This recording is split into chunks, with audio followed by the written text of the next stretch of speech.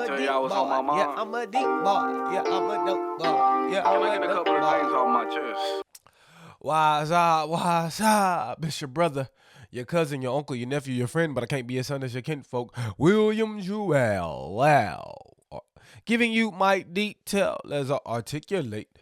This is articulating rap. How y'all doing? How y'all doing? If you haven't already, make sure you hit the subscribe button down below and turn all the notifications on so you can get all the new content, all the new creations when I post it. You know, I just came here to give y'all my articulation of this rap shit. Right? Because I just love it. I'm passionate about it. Sometimes it can be messy. Sometimes it can be dark. Sometimes it can provide the light. Sometimes it can be positive.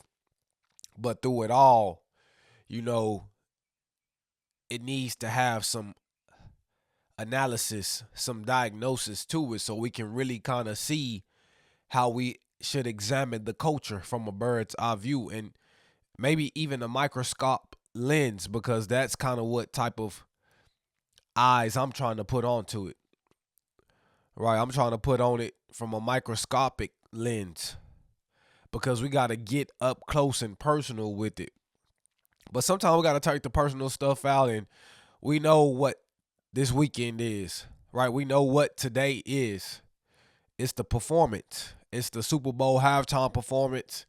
And you know what? I wanted to record this video before the performance so I could really enjoy the performance, watch the performance, and not try to run to the YouTube and report on the performance, right? Because I know a lot of YouTubers are going to do that. I know a lot of podcasters are going to do that. They're going to try to strike the iron while it's hot. But as I articulate, and thanks to Saba the goddess, she put it really in my head, is like, if you gonna be articulating rap, you really gotta put things in detail. You can't be glossing over and summarizing things. Sometimes you really gotta break it down. And sometimes those breakdowns don't take a lot to do, but at the same time, I owe it to the culture, right? As Kendrick kept saying in his interview with Apple Music, I owe it to the culture. I just owe it to the people, the listeners, the audience, to break it down, because if this is going to be my name, right, that's what I got to do for y'all. And to be honest, I'm happy to do it. I don't mind doing it because that's why I created this channel. I wish I could do this all day. I wish all I had to do was sit by my computer, sit by Twitter, X, and just wait for some news to pop and then report on it.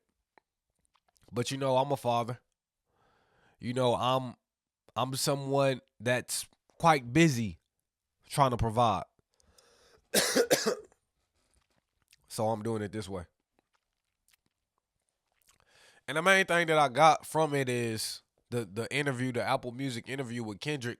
You know, some people are saying it's a soft interview because they didn't really ask him no crazy questions. It really wasn't no juicy, you know what I'm saying, messy stuff that he really got into. But there was some type of knowledge. There was some food for thought. There was something that we really could appreciate about what he said, even though the answers and the questions were buttoned up, or some people say corporate. But sometimes if you want to look at it from that standpoint, you're missing the bigger picture. You're missing the meat and potatoes, right? You're just looking at the bread of the sandwich, but you're not looking, you know what I'm saying, past the crust. You're not looking like what's inside. And he really said a lot about what's inside, and it's been consistent with his music, consistent with his stance ever since he dropped the Control verse and named out those rappers. And ever since he dropped that verse, that's kind of what made this beef to start brew, right? And he's been consistent on the theme that hip hop is a sport. It was missing its bite. It was missing people showing their teeth. Like, I get it. Y'all can get on a song and make a collaborative effort, and somebody could kill a person on a verse, right? But I want to spar with songs. I want to spar with freestyles, right? I don't want to just get on your song and murder you. I want to just showcase I'm the best in my own element. And I think that's what Kendrick was trying to say. It was missing that element of rapping. And without saying too much, I mean, I feel like the element of rapping that he was like really doubling down on. He was saying it's too much singing, it's too much melodic stuff going on. I like Drake with the melodies, right? And when he's saying it's missing that bite, it's missing that rawness, it's missing that pureness of hip hop, of actually making lyrics that, sharpen others' pens, that inspire others, like going back to the essence of hip hop. That's what rap was missing. So I believe in him saying that hip hop is a sport, naming off those battle rappers, and just basically saying it was missing some of its aggression. He said it was getting lost. I saw people saying that he said it was getting soft, but he said it was getting lost. And they kind of misquoted him on that, but I feel like it was getting soft, right? And hip hop is not all about love songs. It's not all about melodies, right? And then you had the drill, you had the trap. Nothing wrong with that. But to me, the main essence of hip hop, right? When we talk about from the song, from the lyrics, and just to the production, we was kind of missing that. You hear a lot of lo-fi beats. You hear a lot of, you know what I'm saying, abstract instrumentals, but you don't hear those hard beats, those hardcore instrumentals that's really banging, that's really slapping. And that's what he was talking about GNX, what he like as a kid. And that's what he thought about when making GNX. That's what he thought about when he made Damn, right? The hard beats and just hard rhymes. And so in that essence, or in that outline, is what he's outlining his definition of hip hop for him. He feels like hip hop is missing that. And he wanted to bring that back. And I think he is bringing that back. Yes, he's giving us that West Coast flavor with this GNX project, but he's given us different flavors throughout his career. And this is the one he really just stayed with the West Coast on.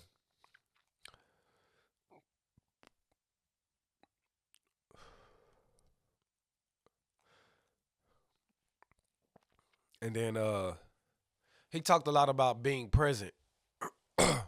Being present, not worrying about the past, not living in the past. Like, you know, people think that he was alluding to his Super Bowl performance and how he was going to do a lot of more songs on GNX than people might think. But I think that's more just so not worrying about the beef, not thinking about the beef, because he did not put Not Like Us on GNX. Because if we think about that, that happened pretty much in the beginning or the end of the spring of last year. And as we start to roll through winter, we're almost at that time. We're only a few months removed from May, right? We're in February right now. We're only 2 or 3 months away from May.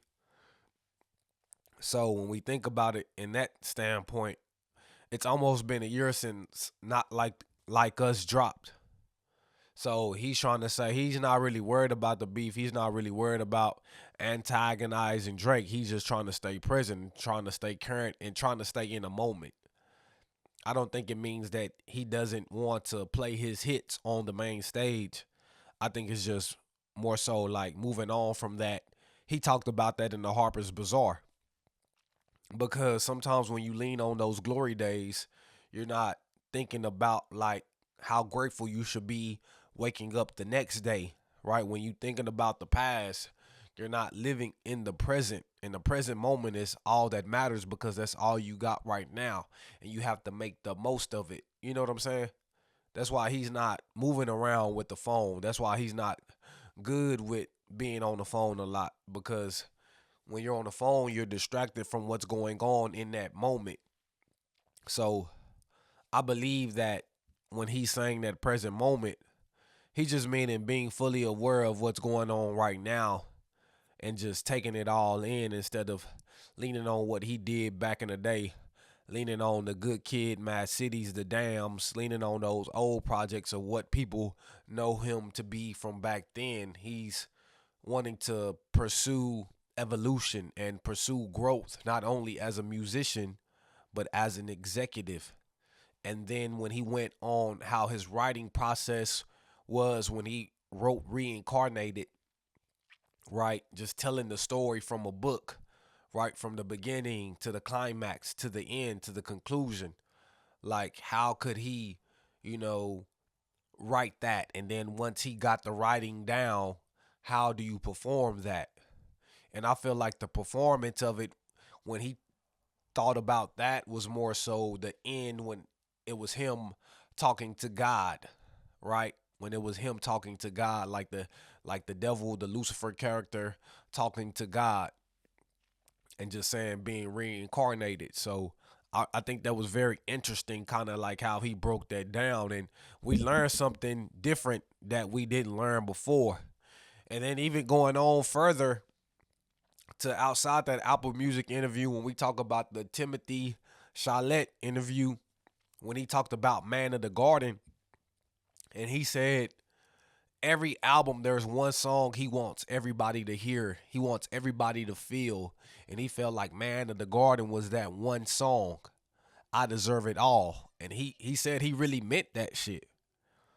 And I think LeBron pretty much was aware of that, and I guess I would thank LeBron even more for building that song up even more, because Kendrick really meant that song. He was saying like usually that was a song he would put at the end of an album.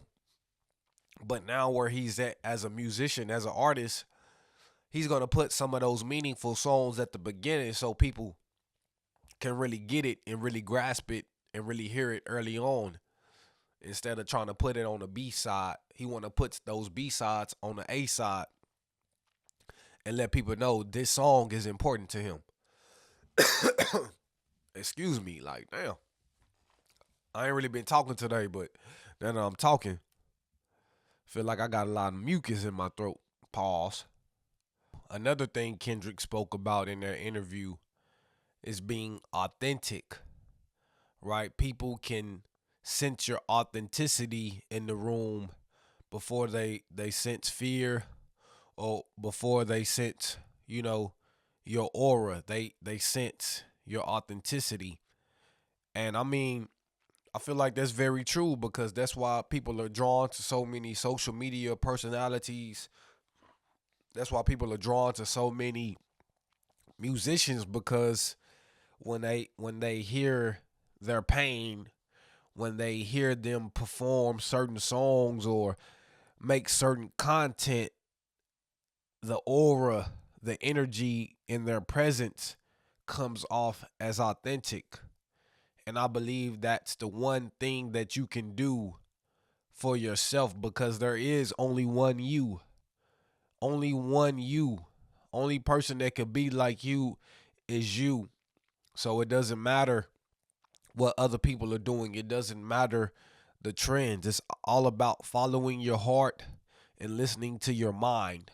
Listen to the senses that God has given you, and follow that road and follow that path, and that path will lead to your purpose. That path will lead to your destiny. It will lead to your passion. But like a friend always tells me, there's you don't reach your purpose, you don't reach your passion without action. None of these things come to you. You have to put in the work, and as you put in the work, you'll realize what you're passionate about. What you put in the work, you'll realize what your purpose is. But these things will not come to you if you just sitting there waiting for God to answer a prayer for you. You got to put footsteps. And once you put the footsteps on it, you will find what you're looking for, right? Seek and ye shall find.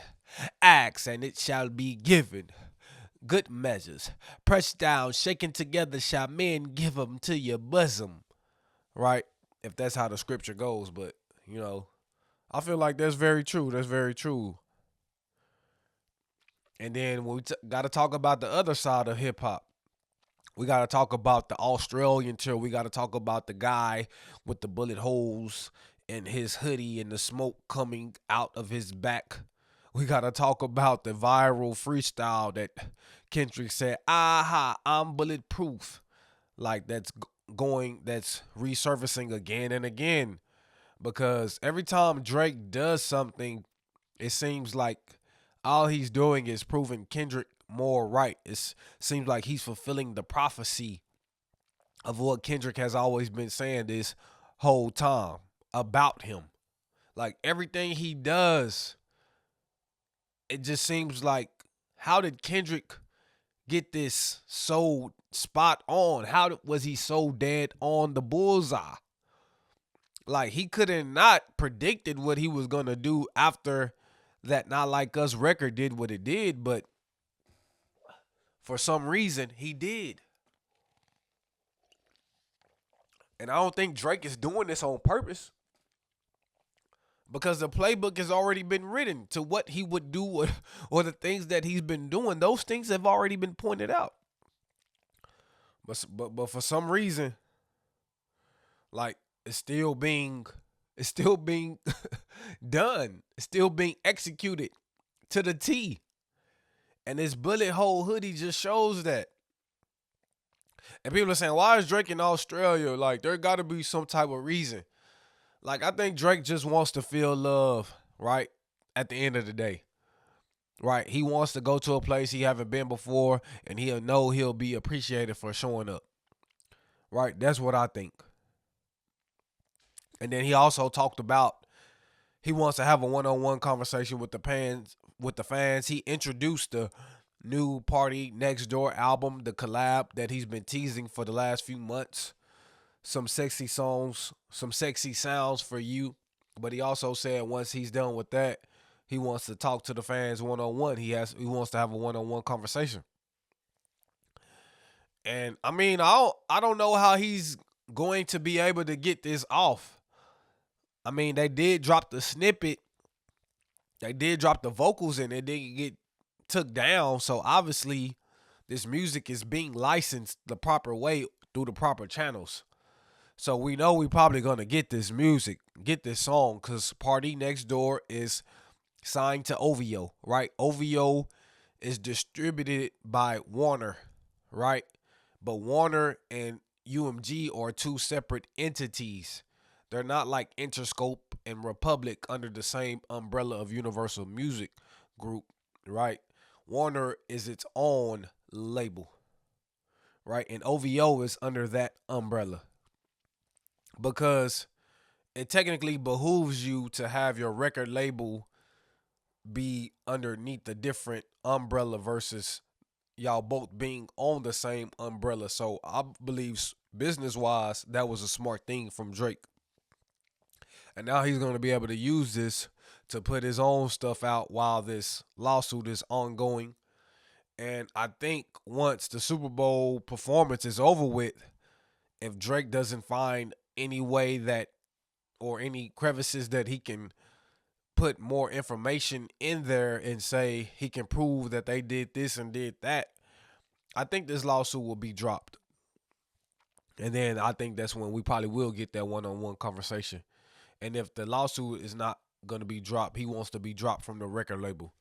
One or the other. I don't know. I don't know all these record label things. I'm finding things out as I'm researching, as I'm listening to some of the experts that are in the industry. I don't know what he's planning on doing.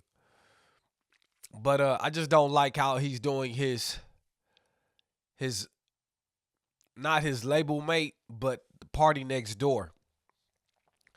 I believe this is a win for Party Next Door as far as being able to do a featured album with Drake, but why would Drake not do this at the pinnacle of his success?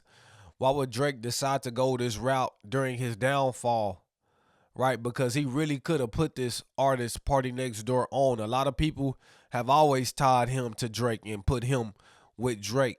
But for some reason, he's kind of stayed in the mid-tier when it comes to R&B. He's not nobody that's really been on my radar like that. I mean, he's known to have wrote songs for Drake and penned some things for Drake as an R&B artist, but Party Next Door is not really given that type of consideration like that. And now that he's being considered because of this collaboration album, I just think it sucks for him, although he will benefit some way, somehow, right? I still think he could have had a lot more eyes on him. He could have had a lot more positive vibes going his way if Drake wasn't doing this on the heels of a beef, if he wasn't announcing this album or associating his name with him on the heels of this beef. So I think this is very selfish. And Party Next Door just has to accept the collateral damage and become the collateral damage in this beef because of his ties to the OVO record label. But I think this is unfair to him.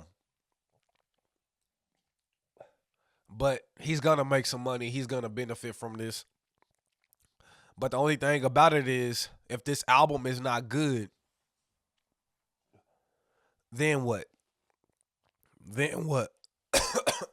Because now Drake is not going to have the Universal machine behind him. Maybe Warner will push this a little bit more. Maybe Warner will give them some assistance, but Warner is not UMG, right? UMG has Taylor Swift. She's the biggest artist. UMG has Drake. UMG has Beyonce.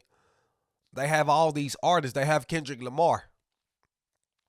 But Warner, who does Warner have that's on that type of wavelength as the people that I've named? So are they really going to be able to put these dollars into this project like that? So I say that to say this. We'll learn like what Drake will be able to do without the machine. And then at the end of the day, if this is good or if it's not good, how would this affect Party? Good or bad? So I think that's something that we should be looking into as well. And then, we just heard the Wedding Chapel snippet. I don't think it's no different from anything I've already heard from Drake. If this is on brand to the lovey-dovey songs that he usually makes, I get it. Why people would like it, I get it. Why people will rock with it. But I'm not a Drake with the melodies type of guy. And I'm not a Drake that acts tough guy. I like Drake when he raps. End of the day. And damn, man, my voice, my throat. I got to keep on sipping on something. And this is a green drink. This is a green drink. I got to keep drinking because my voice keep cracking. Right? And it's just so much to talk about, really. But I had to get those two things out the way. Daylight, Rayvon, they both responding to Joey Badass, Sorry Not Sorry. And we talk about Daylight. We talk about Daylight, Rayvon responding to Sorry Not Sorry. Daylight, YHRR. And really, he lyrically killed Joey. He really finished Joey on that song, pretty much. And then you got Rayvon, Impossible Patties, basically saying there's no real beef because he's not putting any name on the bullets. He's just talking subliminally. And Rayvon didn't even really go in on Joey like he did the first time. And Daylight didn't go in on Joey the first response to the Rulers back, but Daylight went in harder on this YHRR. And I like both records, both sampled, both soulful, both very New York, but still, energetically intense. It's your birthday. We gon' party. It's your birthday. And we don't give, because it's your birthday. Like, because Joey did Sorry Not Sorry on his birthday. I like how Daylight did that mix up with the in the club. So, this is just good sparring. This is just good lyrical exercise. Shout out to Daytron Harris, Tron Legacy. This is just good lyrical exercise from both camps. And I believe they understand, like, one thing that I think at the end of the video, when you see what Daylight said, this is just lyrical sparring. This is just, going back and forth between friends.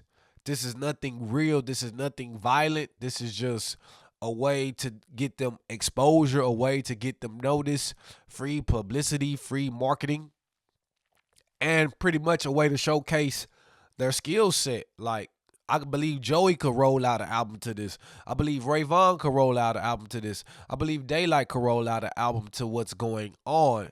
So I believe this is a good opportunity for both sections and both sectors in hip hop, West Coast and East Coast, right? But Joey Badass, he is a guy from that 50 Cent tree when we talk about raising Canaan. And, it was talked about how Drake was coached by 50 on how to handle the Kendrick Lamar beef. But the execution just wasn't right. Or it didn't land well because of the way Kendrick Lamar participates. He doesn't do the social media stuff. He just talks in the music. So I believe that strategy didn't work because of how Kendrick Lamar conducts himself. And to be honest, when we think about somebody that did a show Raising Canaan with 50 Cent, and that's the next guy to come at Kendrick Lamar, it just seems so, it seems funny. It just seems weird. So I believe there's something to it, right? When there's smoke, there's fire. But let's not us overlook Impossible Patties, and let's not us look YHRR, because when we talk about lyricism, when we talk about real rap, that's what they did. Like Sorry Not Sorry, The Ruler's Back, as I told y'all before in the previous episodes of this podcast, he was not really rapping. He was not really saying nothing. He was just talking about a whole bunch of nothing. He said something about might delete later. I'm not gonna delete later. Right. He said too much West Coast dick licking, but he didn't really say nothing. He didn't really rap about nothing. So, like, what's the point? What's the point, Joey? If you're going to go in, go in. And when you're responding with Sorry Not Sorry, and these guys are loading up the clip, really demolishing you lyrically, really making you look puny, really making you look like a pipsqueak, a weenie lyrically. You got to blow up like a hot dog. You got to blow up like a ballpark Frank, bro. They get plump when you cook them. You got to blow up and do some real damage because, bro, this ain't enough. This ain't it. If you the one that's going to be the aggressive, you the one that's going to be calling out the West Coast, if you going to be one that's calling out people from the TDE camp, bro, you got to come with it. This ain't going to get the job done. Sorry Not Sorry. No, sorry. That was sorry. The ruler's back. No. You give a nigga an inch, he going to want the whole ruler. And you can't have the ruler. You're stuck with that inch so far, brother. So I need more from you. This is not enough. And you've been getting ate alive, brother. And goddamn, some more Drake news. We the best. DJ Khaled must be Drake Bell. Khaled had the trailer for the new album. I got two Drakes. Cinematic, movie style. Mark Wahlberg. Right? I got two Drakes. Drake's comments and say must be Drake Bell. Right? Embarrassed the man. But at the end of the day, I still believe that this rollout is a success. The fact that Drake commented and the fact that this is actually in the news cycle. I believe if Khaled would have did that album rollout and not have said nothing and Drake would have not said nothing at all, the lifetime of us talking about the actual rollout or the trailer would be a lot less. But now the fact that Drake said something, it's making us talk about it more. It's making us wonder what Khaled's gonna do next. It's making us talk about, like, Khaled, did he not talk to Drake? Did he not ask Drake before he put this out? Like, people are wondering. People don't even know what's going on behind the scenes. People are speculating. Oh, he probably didn't even talk to Drake the whole beef. And basically, since he had got the green light in the past from Drake, he thought this was good. Like, I think Khaled has talked to Drake. And I think that this caught him by surprise. And I believe that this is the way Drake has been operating behind the scenes all along with certain people, right? Because we got to talk about that Benny the Butcher. He never released that. It's a couple of songs that Drake was supposed to be on with other people that didn't get released. So, I mean, this is just the nature of Drake at the end of the day, but he just now publicly doing it because he's in the villain role. He's in that villain era.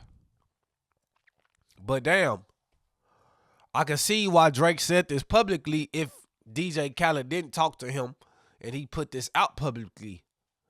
Right? So why put my name on it publicly if you haven't checked on me and asked permission, are we still doing this? Then yes, it makes sense. But at the end of the day, like, we don't know what's going on behind the scenes. We don't know the last time Khaled talked to him.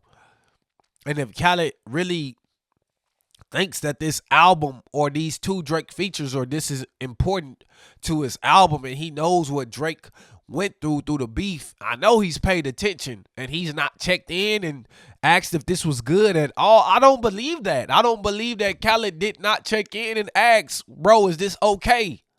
But everybody want to act like, no, Khaled didn't ask and he just put that out there. Like, no, Khaled is too smart. He's too shrewd as a businessman to like put something out and not even check. Like, the record label, why would they not even check? They gotta check. Like, Drake, we still gonna do this, right?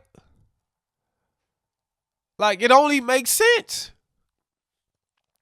That's why I feel like this is the rollout of the rollout. Because either Drake can still be on this album, right? Or if this is true, this gives Kendrick another opportunity to pop out and show him. And I believe he gonna take that opportunity because that's what he's on. He's on the present moment. He's not living in the past, just like he said on the interview.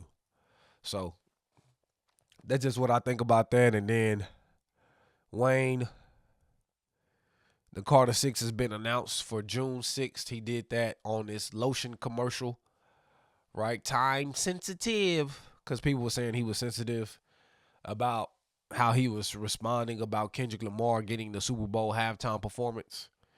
And shit, we here, man. We here. But I do want the Carter 6.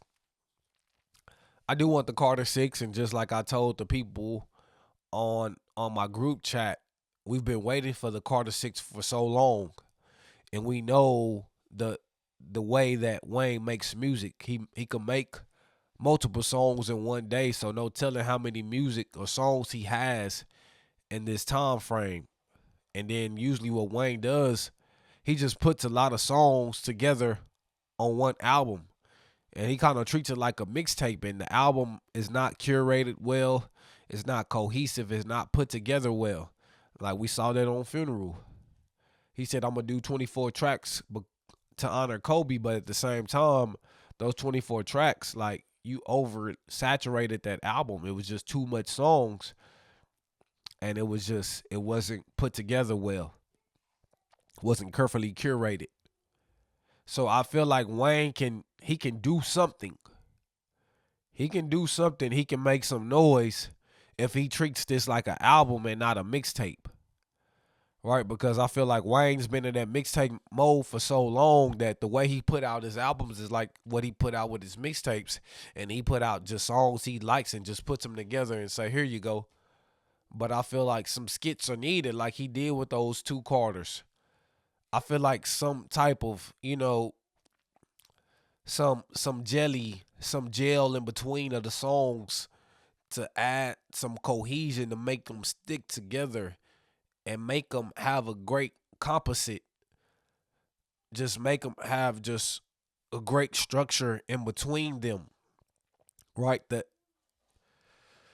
So I'm excited about it because I'm just ready to hear a new album from Wayne, but I'm kind of anxious because I don't know how he's going to approach this. Right? I'm not even worried about what's going on between him and Kendrick, even though I felt like he did throw some shots at Kendrick during that Tweaker remix. I did feel like he threw some shots. Like, I'm not even worried about what's going on between them. Right? My main focus on the Wayne album is like what Wayne gonna be able to provide and what he gonna be able to like bring to the table. And like, how can he further his career and cement his legacy? Because this album can make or break how we view him or how this generation views him. We know he's great at featured. Right now, all he's seen is as a featured artist. Right? He's seen like the Travis Scotts. He's seen like the French Montanas. He's seen like the Blast. He's seen like the T-Pains. He's not seen as a artist, the main character artist. He's seen as a complimentary artist at this point. So I feel like he has to show us he has main character energy in this Carter 6 album. And I don't know if he can do it because he's shown us he hasn't been able to do it for the last few years. So my thing is, can he do it? Can he do it? Can he do what we don't expect him to do? Right? And that's really what it is. I don't know if we expect him to give us a great album. We hope that he can do something, but the expectations are low. So he has the ability to exceed those expectations, or he has the ability to succumb to his own arrogance, entitlement, and not understand like the public view on him and his music as a whole. So I just have high hopes for Wayne, but I don't have high expectations. So at the end of the day, I feel like I can listen to this unbiasedly and really just enjoy the music and then just sit with it and then like kind of dissect it for what it is. Larry June, The Alchemist, 2 Chainz, I'm gonna get to y'all. I'm sorry I wasn't able to break that album down, but it was a lot of things to talk about heading into the Super Bowl today. So I just wanted to give y'all that perspective. I just wanted to give y'all that, you know what I'm saying, word for today. It's your brother, your cousin, your uncle, your nephew, your friend, but I can't be your son. That's your kinfolk. William Jewell L. Giving you my detail as I articulate. This is articulating. Rap, rap, rap.